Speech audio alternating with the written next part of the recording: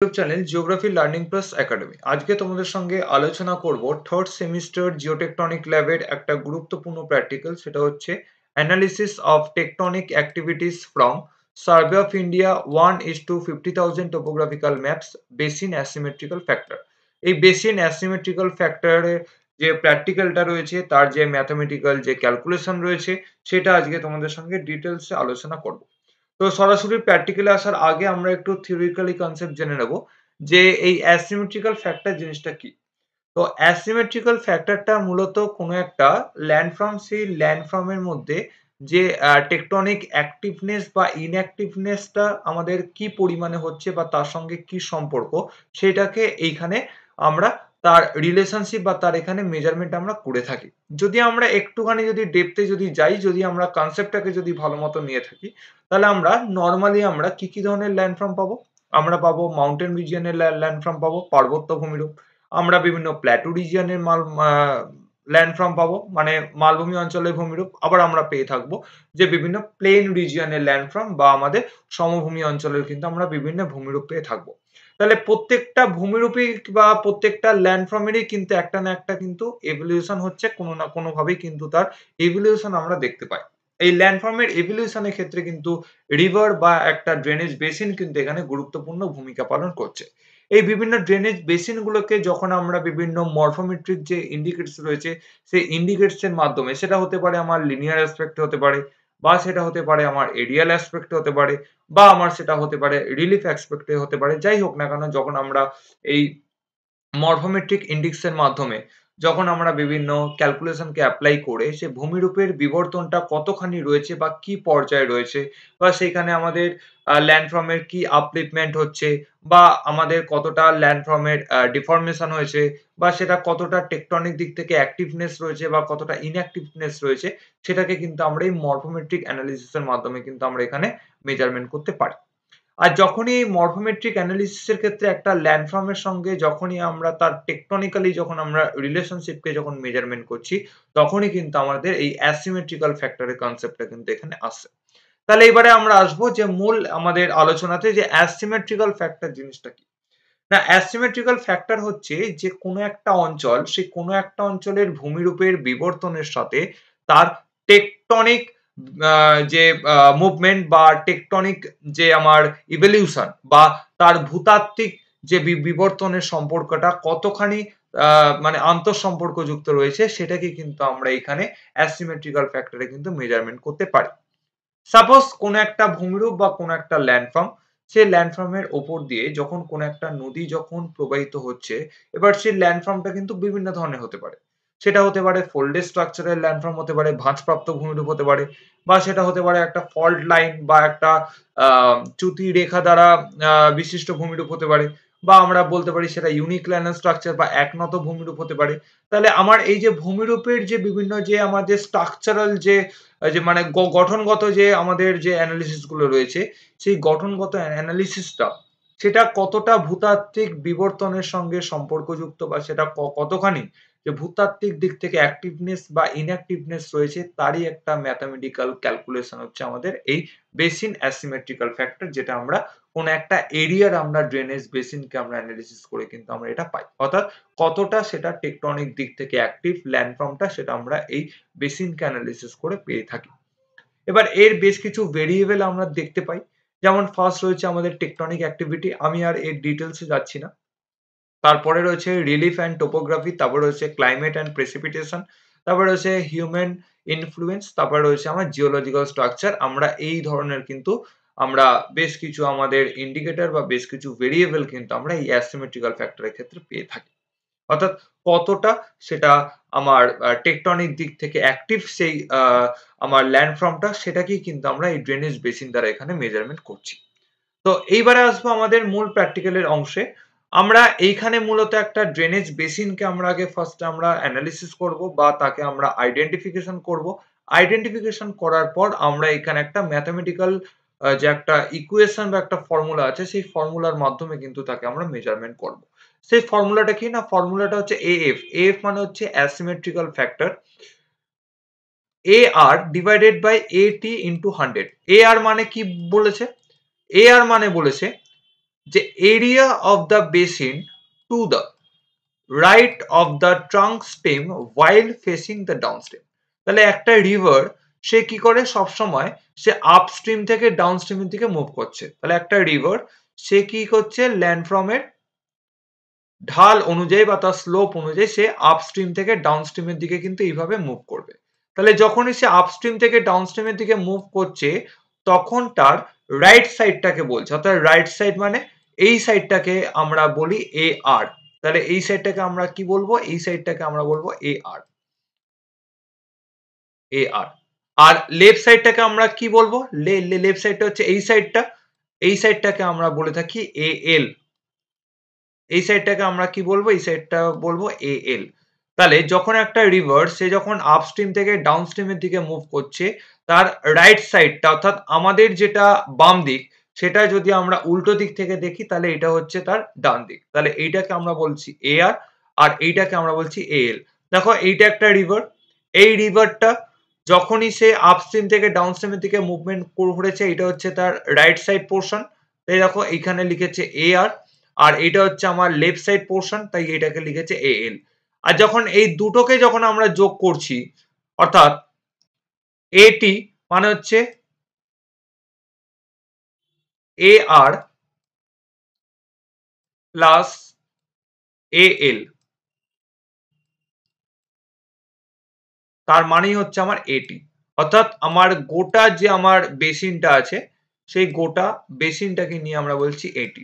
দেখো এটি মানেই বলেছে এটি is the total area of the drainage base, অর্থাৎ আমার ড্রেনেজ বেসিনের যে টোটাল এরিয়া, সেই টোটাল এরিয়াটাকে আমরা বলছি এটি। তাহলে এটি আমরা কিভাবে বার করব, এ আর প্লাস এ এল। আর এ আর মানে হচ্ছে যখন কোনো একটা রিভার যখন সে আপস্ট্রিম থেকে ডাউনস্ট্রিমের দিকে যখন সে মুভমেন্ট করবে, তখন তার রাইট সাইডের পোর্শনটাকে আমরা বলবো এ আর। তাহলে আশা করি আমরা ফর্মুলাটার ডেরিভেশন বুঝতে পারলাম। এবারে বেশ কিছু কন্ডিশন এখানে দেওয়া রয়েছে। যদি আমার এ ভ্যালু মানে অ্যাসিমেট্রিক্যাল ফ্যাক্টরের ভ্যালু যদি 50 থাকে, তাহলে আমরা সেটা কোন কন্ডিশনে আছে। যদি সেটা ক্লোজ টু 50 হয় তাহলে সেটা কোন কন্ডিশনে আছে। যদি সেটা 50 এর কম হয় মানে লেস দ্যান 50 হয় তাহলে সেটা কোন কন্ডিশনে আছে। আর যেটা আমার 50 এর বেশি বা মোর দ্যান 50 হয় তাহলে সেটা কোন কন্ডিশনে আছে, সেটাকে আমরা এখানে দেখব। অর্থাৎ আমরা যে এফ এর যে আমরা যে ফর্মুলা আছে তাকে অ্যানালিসিস করে আমরা যে ভ্যালুগুলো পাবো, সেই ভ্যালু যদি আমার 50 হয় তাহলে সেটা কি কন্ডিশন, বা যে আমি যদি 50 এর কাছাকাছি যদি সেই ভ্যালু আসে তাহলে সেটা কি কন্ডিশন, 50 এর কম যদি আসে তাহলে সেটা কি কন্ডিশন, আবার 50 এর বেশি এলে সেটা কি কন্ডিশন, সেটাকে আমরা এখান থেকে আমরা দেখব। দেখো ফার্স্টে এখানে বলেছে যে যদি আমার 50 হয় তখন আমার এটা কি কন্ডিশনে থাকবে। না আমরা কি বলেছি, না আমরা অ্যাসিমেট্রিক্যাল ফ্যাক্টর করার আমার একটাই উদ্দেশ্য হচ্ছে যে আমার এই ড্রেনেজ বেসিনটিকে অ্যানালিসিস করে সেই অঞ্চলের বা সেই অঞ্চলটি কতটা টেকটনিক দিক থেকে অ্যাক্টিভনেস বা ইনঅ্যাক্টিভনেস, অর্থাৎ কতটা স্টেবল বা কতটা আনস্টেবল, সেটাকে কিন্তু আমরা এখানে মেজারমেন্ট করছি। তাই যদি আমার এখানে 50 থাকে তাহলে কিন্তু এর লিথোলজিক্যাল কন্ডিশন থাকবে ইউনিফর্মলি থাকবে, আর এর যে টেকটনিক যে কন্ডিশন সেটাও কিন্তু স্টেবল থাকবে। অর্থাৎ সব দিক থেকেই কিন্তু আমার সেই অঞ্চলের ভূমিরূপটা কিন্তু ঠিকঠাক আছে। অর্থাৎ লিথোলজিক্যাল আমার দিক থেকে সেটা ইউনিফর্মলি ভাবে ডিস্ট্রিবিউটেড হয়েছে, আর সেটা কিন্তু স্টেবল, অর্থাৎ তার যে আমার টেকটনিক যে কন্ডিশন আছে সেটা কিন্তু অনেকটাই কিন্তু স্টেবল রয়েছে, অর্থাৎ কোনো রকমের কিন্তু কোনো সমস্যা নেই। যদি আমার 50 এর কাছাকাছি আসে তখন আমরা তাকে কি বলবো, তখন আমরা তাকে বলবো যে আমার যদি 50 এর কাছাকাছি আসে তাহলে বলবো সেই অঞ্চলটি কিছুটা পরিমাণে টিল্টেড হয়েছে ড্রেনেজ বেসিনের দিকে, অর্থাৎ কিছুটা পরিমাণে আমার নদীর মধ্যে কিন্তু একটু কি হেলে গেছে বা ঝুঁকে পড়েছে, আমরা ওইটাকে বলছি টিল্টিং কন্ডিশন। আরেকটা আমরা বলবো যদি 50 এর কম হয় তখন আমরা তাকে কি বলবো। যদি আমার সেটা 50 এর কম হয় তখন আমরা সেটা বলতে পারি সে এই যে অঞ্চলটি সেই অঞ্চলটি কিন্তু আমার ড্রেনেজ বেসিনের লেফট ব্যাংকের দিকে, অর্থাৎ ড্রেনেজ বেসিনের লেফট ব্যাংক কোনটা এ এল, অর্থাৎ এ এল এর দিকে কিন্তু অঞ্চলটা একটুখানি ঝুঁকে গেছে বা হেলে পড়েছে বা টিল্টেড হয়েছে। আর যদি আমার 50 এর বেশি হয়, যদি মোর দ্যান যদি 50 হয়, যদি আমার এ ভ্যালু যদি মোর দ্যান 50 হয় তখন আমরা তাকে কি বলবো? তখন আমরা তাকে বলবো, যদি আমার এটা মোর দ্যান যদি 50 হয়, তখন আমরা সেটাকে বলবো যে সেটা কিছুটা হলেও কিন্তু তার রাইট সাইডের দিকে কিন্তু হেলে গেছে, এবং তার লিথোলজিক্যাল কিন্তু কিছু ইনফ্লুয়েন্স কিন্তু আমরা এখানে দেখতে পাচ্ছি। অর্থাৎ আমার সেই অঞ্চলটা কি হচ্ছে না, সেই অঞ্চলটা কিন্তু আমার এই দিকে, অর্থাৎ আমার ড্রেনেজ বেসিনের রাইট সাইডের দিকে কিন্তু অনেকটাই হেলে গেছে সেই অঞ্চলটা। এটা আমরা যদি আমাদের মোর দ্যান 50 হয় তাহলে আমরা এখানে বলতে পারবো। আর যদি আমার 50 এর কম হয়, তখন আমরা তাকে বলবো যে সেই অঞ্চলটা ড্রেনেজ বেসিনের আমার লেফট ব্যাংকের দিকে কিন্তু অনেকটাই হেলে গেছে। অর্থাৎ যদি আমরা এই ছবিটাকে যদি আমরা পরিলক্ষিত করলেই কিন্তু আমরা এখানে দেখতে পাবো, যদি আমার ভ্যালু যদি এই মোর দ্যান যদি 50 হয়, তখন আমরা তাকে কি বলবো? তখন এই আমার ভ্যালুটা কিন্তু আমার এএল এর দিকে কিন্তু অনেকটাই ঝুঁকে গেছে। আর যদি আমার এটা যদি লেস দ্যান 50 হয়, তাহলে কি হবে? না, আমার এই যে আমার ভ্যালিটা বা আমার এই রিজিয়নটা আমার এই ড্রেনেজ বেসিনে কিন্তু এএল এর দিকে কিন্তু বা এআর এর দিকে কিন্তু এখানে সব থেকে বেশি ঝুঁকে গেছে। এটাকে কিন্তু আমরা এইখান থেকে কিন্তু মেজারমেন্ট করতে পারি। তাহলে এই হচ্ছে আমার থিওরিটিক্যাল কনসেপ্ট। এবারে আমরা কিভাবে এটাকে প্র্যাকটিক্যালি অ্যানালিসিস করব সেটাকে আমরা আজকে শিখব। তো প্রথমে আমাদের এক্সামে আমাদের এই ধরনের একটা বেসিন পরীক্ষাতে দিয়ে দেবে, এবং এই বেসিনের এটা হচ্ছে আমার মেন রিভার। এই মেন রিভারটা কোন দিক থেকে মুভমেন্ট হচ্ছে? দেখো, এটা হচ্ছে আপস্ট্রিম আর এটা হচ্ছে ডাউনস্ট্রিম। দেখো এখানে তীর চিহ্ন দিয়ে কিন্তু এখানে দিয়ে দিয়েছে, অর্থাৎ এটা এই রিভারটা এই আপস্ট্রিম থেকে এইভাবে ডাউনস্ট্রিমের দিকে গেছে।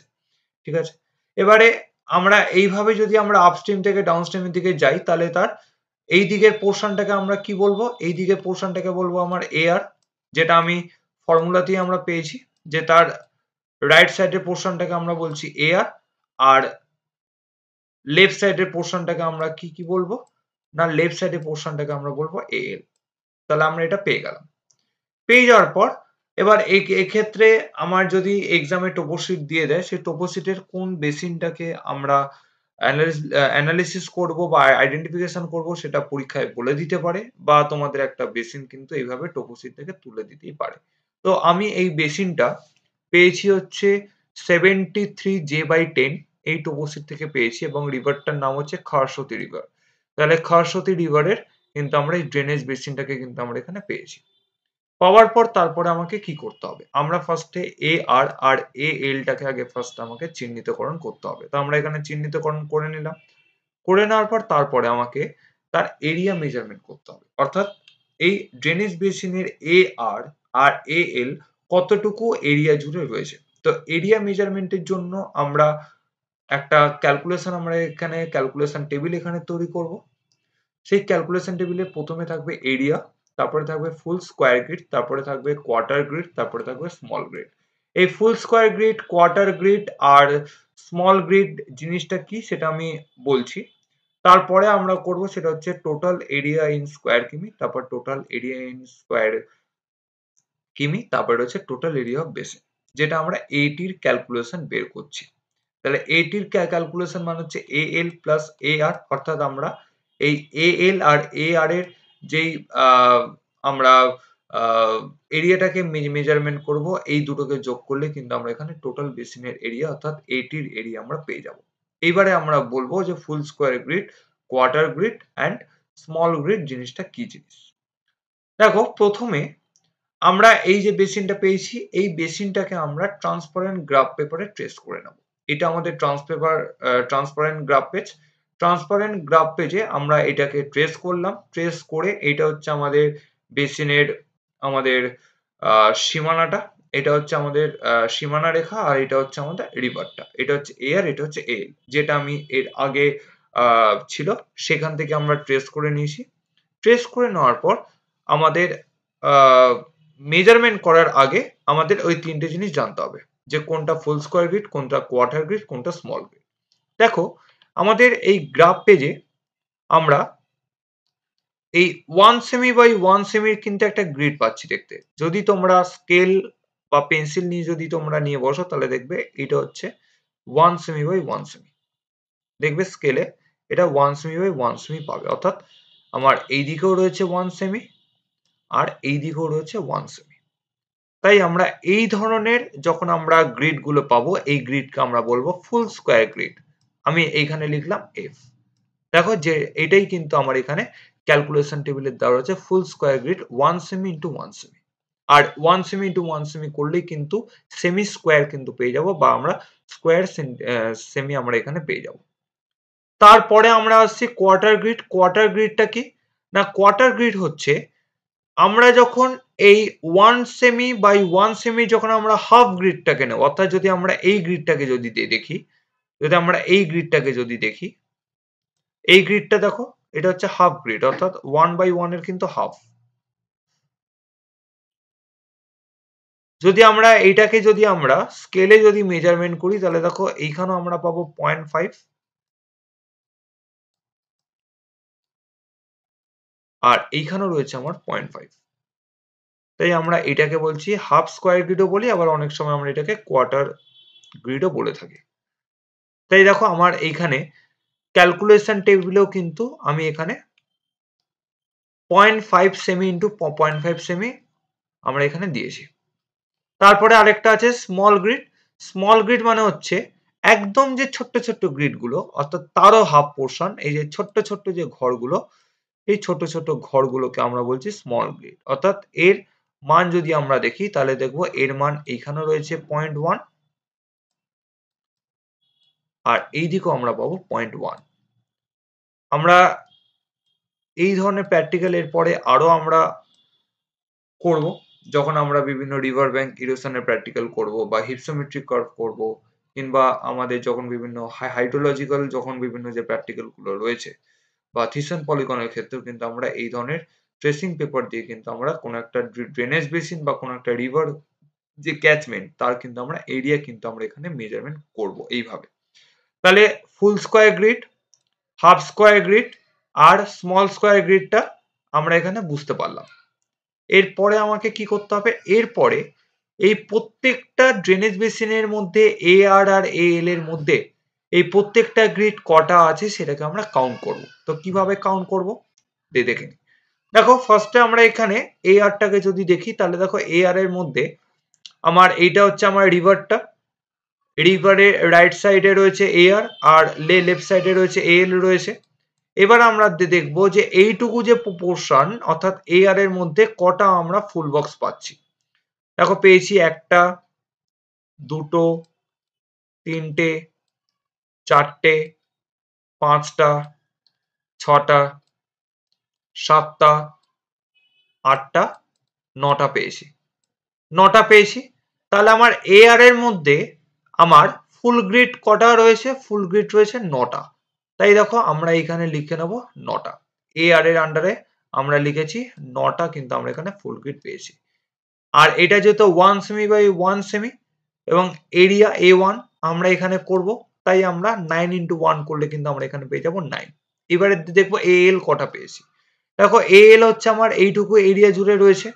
AL এর মধ্যে দেখো আমরা ফুল স্কোয়ার গ্রিড পাচ্ছি 1টা, 2টো, 3টে। দেখো আর কোথাও কিন্তু আমরা এই ধরনের কিন্তু ফুল স্কোয়ার গ্রিড পাইনি। আর কোথাও কিন্তু দেখো ফুল বক্স কিন্তু আমরা এইটুকুর মধ্যে কিন্তু পাচ্ছি না, এই 3টেই পেয়েছি। তাই আমরা এখানে 3টে আমরা এখানে লিখে নিয়েছি 3 ইন্টু 1। 3 ইন্টু 1 করলে আমরা পেয়ে যাচ্ছি 3। তাহলে এইভাবে কিন্তু আমরা AL আর AR এর আমরা ফুল স্কোয়ার গ্রিডটাকে কিন্তু আমরা এখানে ক্যালকুলেশন করে নিলাম।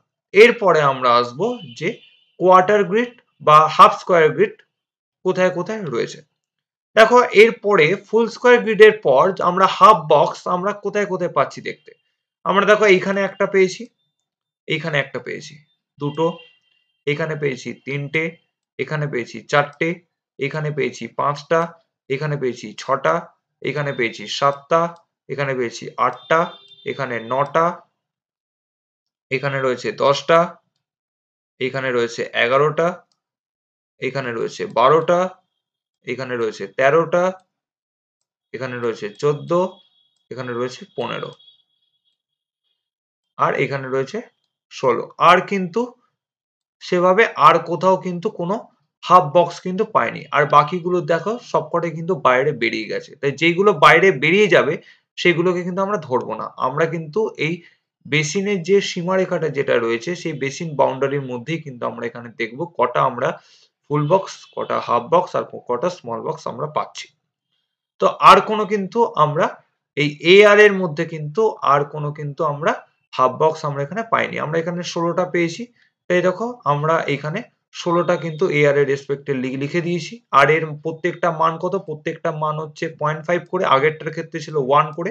তাই দেখো 16 ইন্টু 0.5 করলাম, করে আমরা এখানে 8 পেয়েছি। ঠিক একইভাবে আমরা AL এর ক্ষেত্রে দেখব। AL এর ক্ষেত্রে আমরা এখানে কি কি পেয়েছি? AL এর ক্ষেত্রে দেখো আমরা এবার এই দিকে আসবো। এই দিকটা হচ্ছে AL।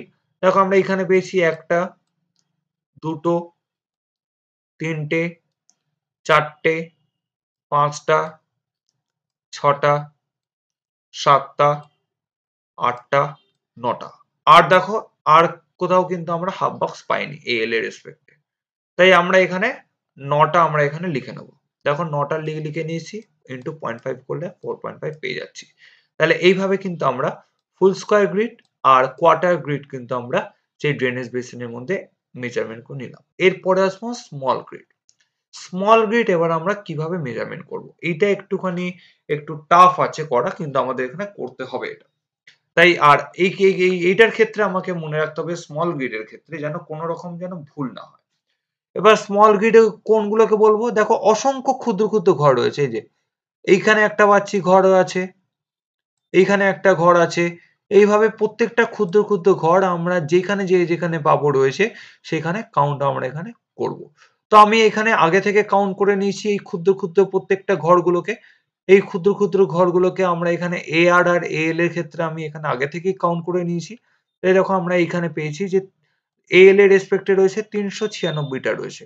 অর্থাৎ AL এর রেসপেক্টে যদি দেখি তাহলে দেখবো এইখানে, এইখানে, এইখানে, এইখানে, এইখানে, এইখানে, তারপর এই জায়গাটাতে, হ্যাঁ, প্রত্যেকটা ক্ষেত্রে কিন্তু আমরা এখানে ঘরগুলো কাউন্ট করে পেয়েছি। 396টা কিন্তু ঘর এই সমস্ত জায়গাগুলোতে রয়েছে। আর যদি আমরা AR এর ক্ষেত্রে যদি দেখি তাহলে দেখবো AR এর ক্ষেত্রে রয়েছে 244টা।